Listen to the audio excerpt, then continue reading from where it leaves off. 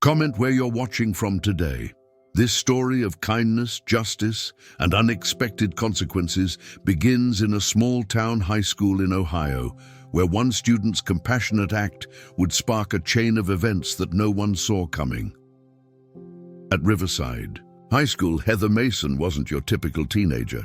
Despite coming from a struggling single-parent household, she maintained perfect attendance and stellar grades while working part-time to help her mother make ends meet. What set her apart wasn't just her academic achievement, but her genuine concern for others, especially Russell Haas, the elderly janitor who had become a grandfather figure to many students. Principal Lawrence Hunter ran his school with an iron fist, enforcing rules without exception. His management style had earned him a reputation for being unnecessarily strict, but no one dared to challenge his authority. The polished halls and pristine reputation of Riverside High were his pride, and he wouldn't let anything tarnish them. One winter morning, Heather noticed Russell struggling with his duties. The previous night's snowstorm had left the halls particularly messy, and his arthritis was acting up badly. Without hesitation, she spent her lunch break helping him clean, knowing she would miss her advanced placement biology class. Principal Hunter watched from his office window, his jaw tightening at the sight. When Heather finally arrived at her class, 30 minutes late, she was immediately summoned to his office. The pristine room, with its wall of achievement plaques and certificates, felt cold and unwelcoming. "Miss Mason, you deliberately skipped class to do janitorial work," Principal Hunter stated, his voice sharp with disapproval.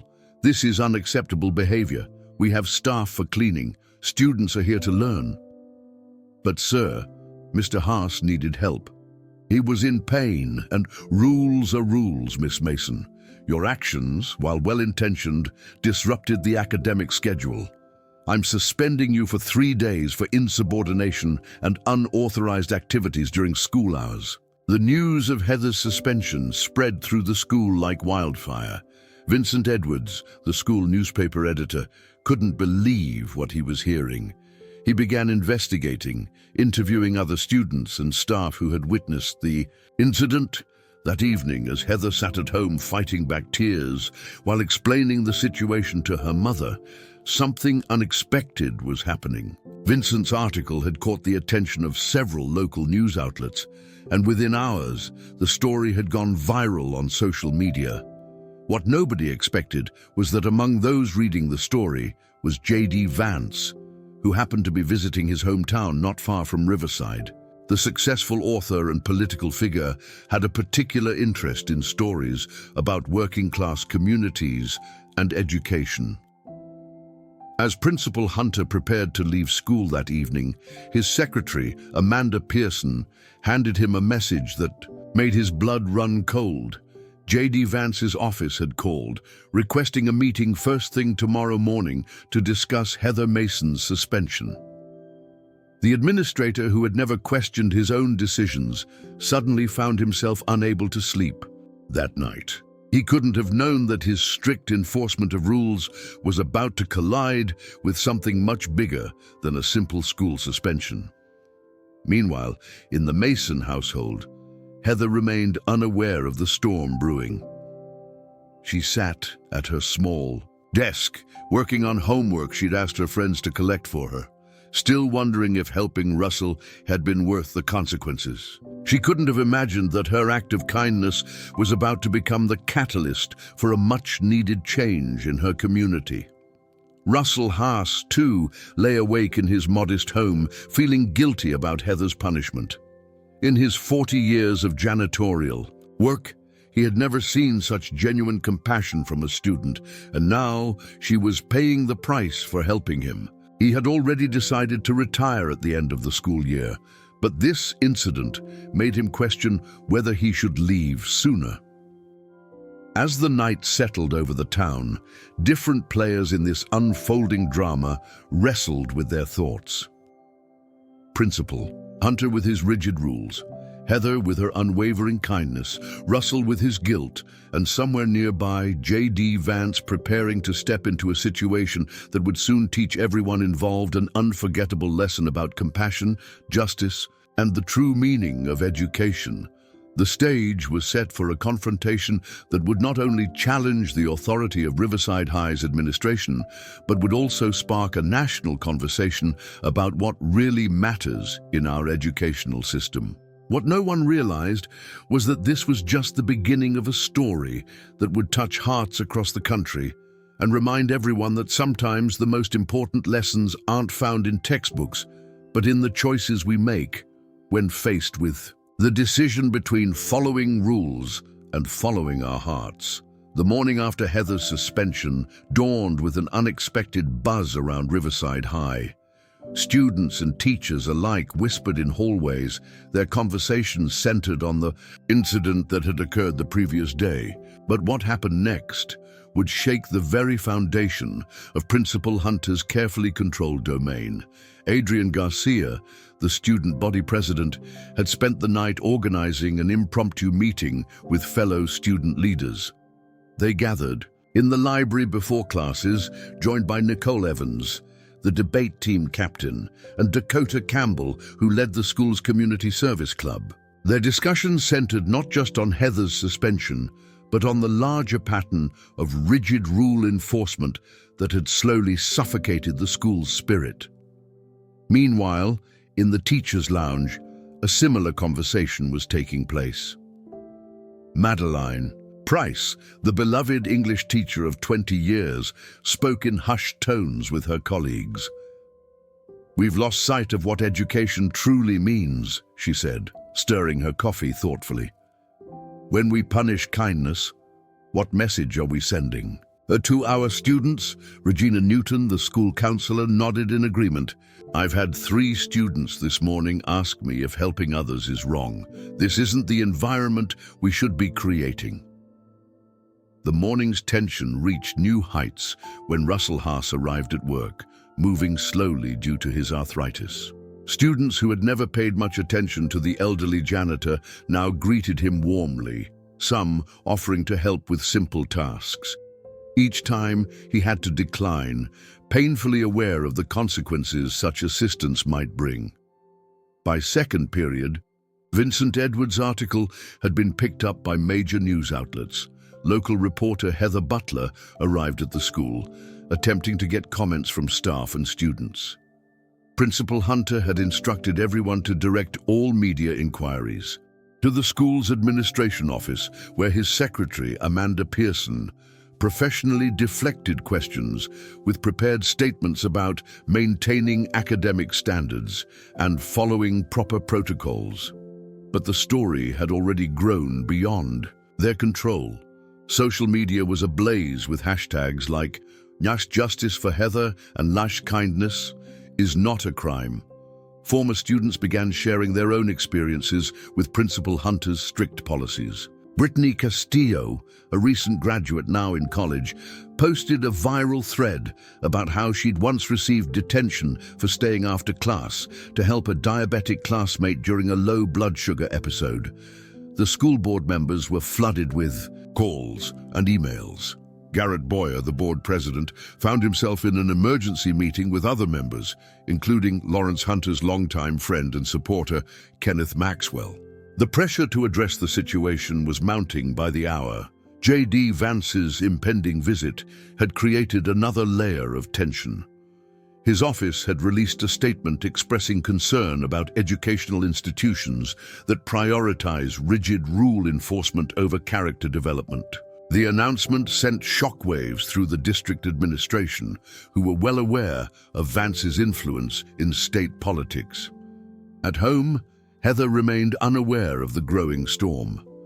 Her mother, working a double shift at the local diner, had taken away her phone as an additional punishment, believing there must have been more to the story than her daughter had shared. Heather spent the morning catching up on schoolwork and writing a letter of apology to Principal Hunter, even though she didn't feel she had done anything wrong. Back at school, the movement continued to grow. Cynthia Green, who owned the coffee, shop across the street from Riverside High, noticed her shop filling with reporters and concerned parents. She began offering free coffee to anyone discussing the situation, creating an unofficial headquarters for the growing resistance to Principal Hunter's policies. By lunchtime, someone had painted "Kindness Matters" on the spirit rock in front of the school. Principal Hunter ordered it painted over immediately, but photos had already spread online.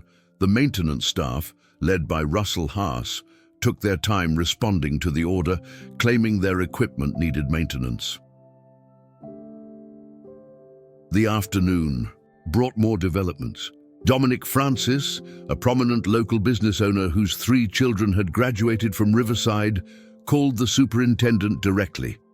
His message was clear: the community would not stand for punishing acts of compassion.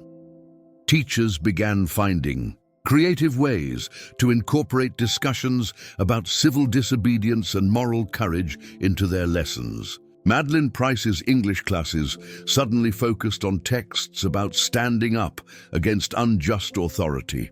Angela Howard's social studies students discussed historical examples of rules that needed to be challenged. The school's atmosphere had transformed. Students who normally rushed through the halls now walked slowly, offering to help others with dropped books or heavy backpacks. Each small act of kindness became a quiet protest against the suspension that had sparked this movement. Russell Haas found anonymous notes in his maintenance office filled with messages of support and appreciation. The elderly janitor, who had always worked quietly in the background, found himself at the center of a controversy that was reshaping the school's culture. Principal Hunter remained in his office, fielding calls from district officials and preparing for the next day's meeting with J.D. Vance. His secretary noticed his hands shaking slightly as he reviewed the school's disciplinary policies. Searching for justification for his decision, the day's events had created an unexpected unity among students, teachers, and community members. Randall Pham, whose daughter had graduated 2 years ago, organized an evening meeting at the local community center. Parents and former students gathered to share stories and discuss ways to advocate for change in the school's disciplinary policies. Local business owners began showing support in their own ways. Blake Aguilar, who owned the hardware store, put up a sign reading, "Kindness always welcome here." The message spread, and soon similar signs appeared in shop windows throughout the town. As evening approached, Vincent Edwards published a follow-up article on the school newspaper's website documenting the day's events and the community's response. The piece included anonymous quotes from teachers expressing their concerns about the school's rigid atmosphere and its impact on student development. The sun set on a transformed Riverside High. The building stood as it always had, but the community around it had awakened to a new consciousness about the true purpose of education. Principal Hunter's authority, once unquestioned, now faced its greatest challenge. In their homes that evening, the key players in this unfolding drama prepared for what the next day would bring. Adrian Garcia and his fellow student leaders planned a silent demonstration of support for Heather. Teachers discreetly discussed ways to incorporate lessons about moral courage into their curriculum. Russell Haas carefully wrote down his own account of the events, knowing he might need to share his story. The stage was set for J.D. Vance's arrival the next morning. His involvement would elevate a local school dispute into a national conversation about education, authority, and the values we choose to reward or punish in our schools. What had started as one student's simple act of kindness had evolved into a movement that would force everyone involved to reconsider their understanding of rules, compassion, and the true purpose of education. The next day would bring confrontations and revelations that would change Riverside High forever. but the transformation had already begun in the hearts and minds of the community.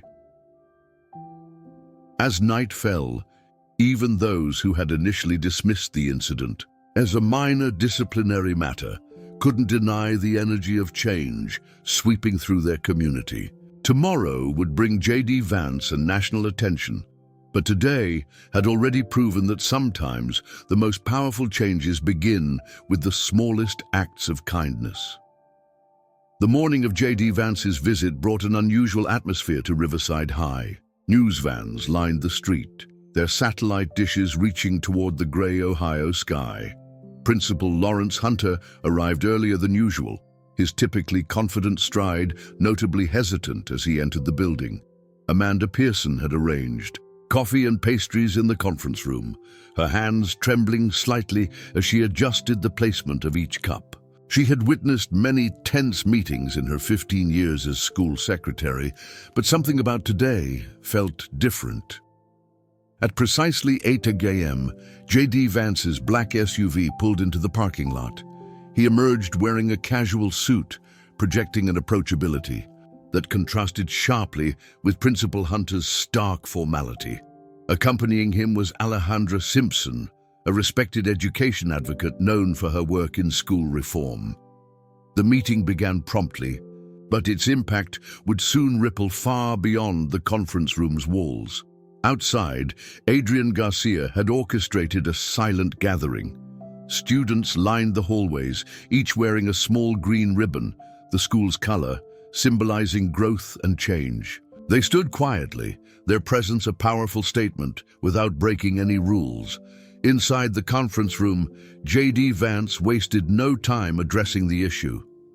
"Mr. Hunter," he began, his voice carrying the weight of authority without aggression, "help me understand how suspending a student for an act of kindness aligns with the educational values we're trying to instill in our youth." Principal Hunter launched into his prepared defense about maintaining order and following protocols, but Vance's next question cut through the bureaucratic explanation. If Russell Haas had fallen instead of just struggling with his duties, would Heather have needed permission to help him up? The question hung in the air, heavy with implications. Madeline Price, who'd been invited to join the meeting as a faculty representative, seized the opportunity to speak.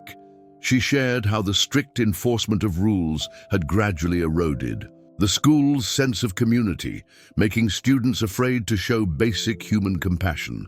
Outside the conference room, the school continued its silent protest. Dakota Campbell organized a group of students to clean the cafeteria during their free period, each one carefully documenting their actions and obtaining permission slips, a pointed commentary on the bureaucracy that had caused this situation.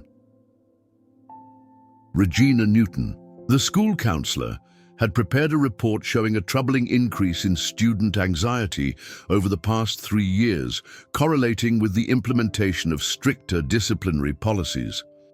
The data painted a clear picture of a school culture that had lost its way. As the meeting progressed, J.D. Vance shared his own experiences growing up in a working-class Ohio community. He spoke about the teachers and school staff who had shown him kindness, often breaking small rules to make a bigger difference. "Sometimes," he observed, "the most important lessons happen outside the curriculum." Principal Hunter's defenses began to crumble. The presence of Alejandra Simpson added another layer of scrutiny as she questioned the school's disciplinary records, noting a pattern of harsh punishments for minor infractions. The documentation revealed that Heather's case wasn't an isolated incident. Meanwhile, in the school hallways, Vincent Edwards conducted quiet interviews with students and teachers, documenting their experiences. Brittany Mayo, a junior with perfect attendance, revealed how she'd once been reprimanded for staying after class to help a struggling freshman with math. The meeting took an unexpected turn when Russell Haas knocked on the conference room door. Despite his arthritis, he had written a letter defending Heather's actions and requesting to read it to the group. J.D. Vance immediately invited him in, while Principal Hunter shifted uncomfortably in his chair.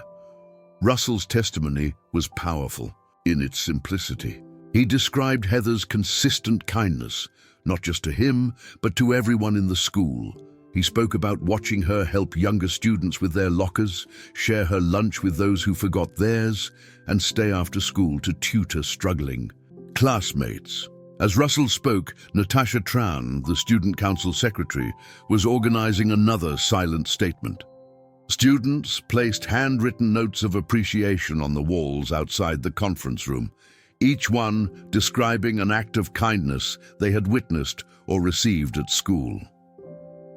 The mounting pressure reached its peak when Garrett Boyer arrived with additional school board members.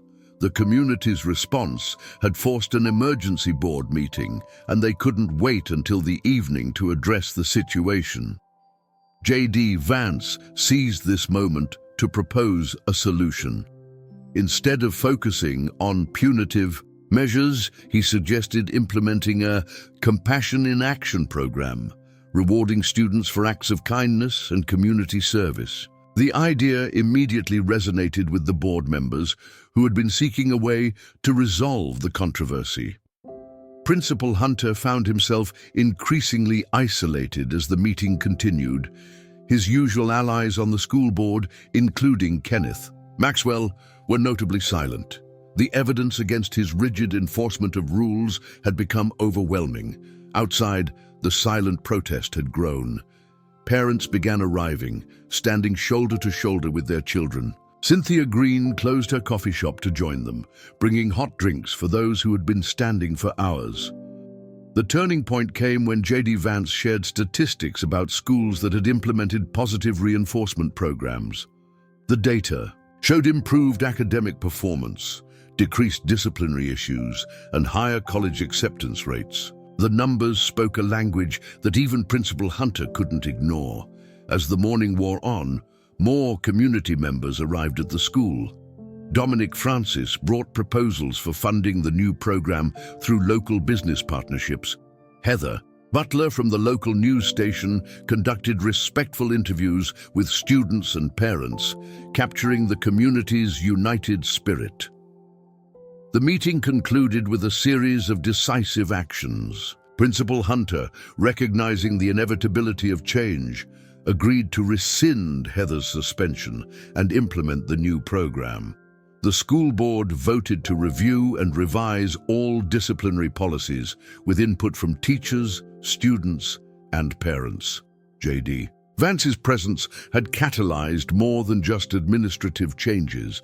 His involvement had validated the community's concerns and demonstrated that sometimes the most effective leadership comes from questioning established rules rather than blindly enforcing them.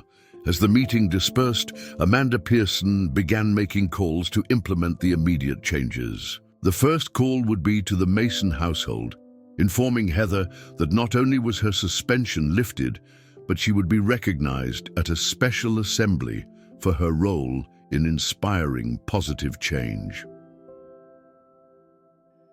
Russell Haas stood in the hallway, overwhelmed by the support he had received. Students and teachers stopped to thank him for speaking up, each interaction reinforcing the importance of the changes taking place. The afternoon brought a series of quick developments. Adrian Garcia worked with Regina Newton to draft guidelines for the new Compassion in Action program. Madeline Price began planning lessons about moral courage and civil disobedience, now with official approval. Principal Hunter spent the remainder of the day in his office, reflecting on the morning's events. The wall of certificates and achievements suddenly seemed less important than the heartfelt notes students had posted in the hallway. As the school day ended, J.D. Vance made one final statement to the gathered media. He emphasized that true education goes beyond textbooks and test scores, teaching students to be not just knowledgeable, but also compassionate human beings. The day's events had transformed Riverside High. What began as a simple act of kindness had evolved into a movement that would reshape the school's approach to discipline and student development. The rigid rules that had once governed every interaction were giving way to a more nuanced understanding of education's true purpose. As students left the building that afternoon, there was a palpable sense of change in the air. Tomorrow would bring new challenges, but the foundation had been laid for a school culture that valued compassion alongside achievement and kindness alongside compliance. 1 month after J.D. Vance's transformative visit to Riverside High, the changes were evident in every corner of the school. The morning announcements, once filled with rule reminders, now included recognition of students' acts of kindness. Today's spotlight celebrated how Mackenzie Smith had organized a support group for students struggling with grief after losing family members. Principal Lawrence Hunter sat in his office, which had undergone its own transformation. The wall of achievement certificates now shared space with photographs of students engaged in community service. He was reviewing the first monthly report of the Compassion in Action program, and the results exceeded all expectations. Heather Mason had returned to school a reluctant hero. A simple act of helping Russell Haas had sparked a revolution in school culture, but she remained focused on what mattered most: helping others. She now led the peer mentoring program, working alongside Regina Newton to support struggling students. The changes weren't just superficial. Academic performance had improved across all grade levels. Madeline Price reported that class participation had increased significantly now that students felt safe expressing themselves. The fear of harsh punishment for minor infractions had been replaced by an atmosphere of support and understanding. Russell Haas noticed the difference in his daily routine. Students regularly offered assistance, and this time he could accept their help without worry. The school board had officially modified the rules to encourage cooperative behavior, making kindness an integral part of the educational experience. Vincent Edwards continued documenting the school's transformation for the newspaper. His latest article featured interviews with college admissions officers who praised Riverside High's innovative approach. One counselor noted that they now looked specifically for compassion credits from Riverside applicants. The program's success caught the attention of neighboring schools. Adrian Garcia and Dakota Campbell were invited to speak at educational conferences, sharing how student leadership had helped implement the changes. Their presentations emphasized the importance of balancing structure with humanity. Amanda Pearson's role had evolved too. Instead of processing disciplinary reports, she now coordinated the Compassion in Action program, matching students' skills with community needs. Her desk, once covered in detention slips, now held thank you notes from grateful parents and students. The community's involvement had deepened. Cynthia Green's coffee shop became an official meeting spot for student project planning. Local business owners, led by Dominic Francis, created internship opportunities focusing on community service and leadership. J.D. Vance's influence continued to resonate. He had arranged for Riverside High to become part of a statewide pilot program, studying the impact of compassionate education policies. Researchers from major universities visited regularly, documenting the school's remarkable transformation. Principal Hunter's own journey became a case study in educational leadership. His willingness to adapt and embrace change earned him respect from students and staff alike. He now started each day walking the halls, engaging with students and encouraging their initiatives. The physical space of Riverside High reflected its new philosophy. The stark white walls had been replaced with student murals depicting acts of kindness throughout history. The Spirit Rock, once a source of controversy, now featured a permanent message: kindness begins here. Alejandra Simpson's regular visits, helped maintain momentum. She worked with teachers to integrate compassion into their curriculum. Nicole Evans's debate team now tackled topics about social responsibility, while Brittany Mayo's math club tutored elementary school students. The impact on student well-being was significant. Regina Newton reported a 40% decrease in anxiety-related counseling visits. Students who had once feared making mistakes now saw them as opportunities for growth and support from their peers. Russell Haas decided to postpone his retirement. The new school environment had given him renewed purpose. He worked with Heather to establish a mentorship program pairing students with maintenance staff, breaking down the barriers between different members of the school community. The Riverside model, as it became known, attracted national attention. Education journals published studies about the school's transformation. Principal Hunter, once defensive about his strict policies, now spoke at conferences about the importance of balanced discipline and compassion. Garrett Boyer and the school board documented the financial impact. Disciplinary processing costs had plummeted, while student achievement and college acceptance rates soared. The data proved that investing in kindness yielded measurable returns. The change affected everyone differently. Whitney Hunter, once known for keeping to herself, started a lunch club ensuring no student ate alone. Trevor Valdez, previously on academic probation, now maintained honor roll status while helping younger students with their studies. Parents noticed changes at home too. Angela Howard reported that her son had started helping more around the house without being asked. Kimberly Alexander shared how her daughter now looked for ways to support elderly neighbors. The maintenance staff, led by Russell Haas, became integral to the school's success. Their interactions with students provided valuable life lessons about respect, hard work, and dignity. The once invisible staff members became beloved mentors and friends. Community service hours, previously a graduation requirement to be endured, became opportunities eagerly sought by students. Projects ranged from environmental cleanup to supporting local food banks, each initiative strengthening the bond between school and community. The transformation reached beyond current students. Alumni like Brittany Castillo returned to share how their experiences with the new program had influenced their college and career choices. Many chose paths in public service and community development. Local businesses reported positive changes. 2. Blake Aguilar noticed students were more respectful and helpful in his store. Heather Butler's news coverage expanded to include weekly features about student-led community initiatives. The school's sports teams adopted the new philosophy. Coach Lawrence McClure incorporated community service into training schedules.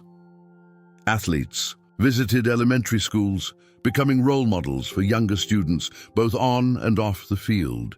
Even the annual school events evolved. The homecoming parade now included recognition of community service achievements alongside athletic victories. The prom committee, led by Natasha Tran, organized pre-prom volunteer activities at local retirement homes. As the school year progressed, the initial excitement settled into sustainable practices. Kindness was no longer a special initiative, but a natural part of daily life at Riverside High. Students learned that compassion strengthened rather than weakened academic excellence. J.D. Vance's periodic check-ins confirmed the program's success. During his latest visit, he noted that Riverside High had become a model for educational reform, proving that rules and compassion could coexist and reinforce each other. Looking toward the future, Principal Hunter worked with the school board to ensure the changes would outlast current leadership. They established guidelines preserving the balance between structure and humanity, creating a legacy of compassionate education.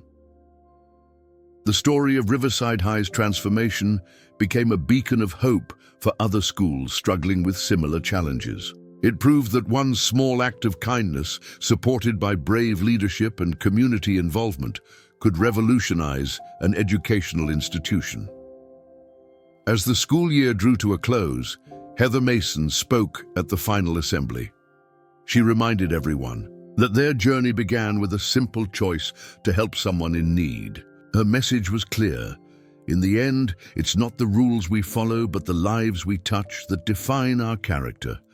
The Riverside High experiment had succeeded beyond anyone's expectations, creating a model of education that nurtured both minds and hearts.